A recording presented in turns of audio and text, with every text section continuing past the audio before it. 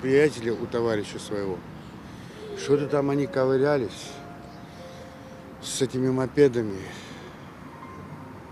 Больше ничего не знаю. Пока больше ничего не знаем. Вот мы ждем, вот ребенок, чтобы в себя пришел, да, стабилизировать, чтобы потом только мы что-то сможем узнать. Пока ребенку 15 лет, еще пока ничего не знаем. Пока самое главное, нужно помочь спасти ребенка. Все.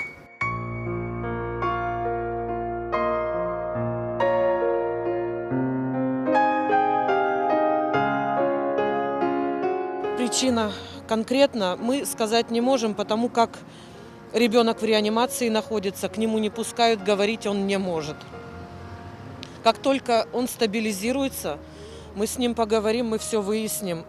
Но мы в неведении пока, в данный момент. Ребенок в состоянии стабильно тяжелом, но он в сознании.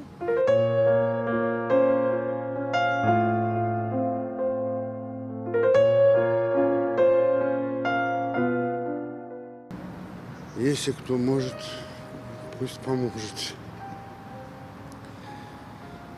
Многодетная семья, немножко нам тяжело.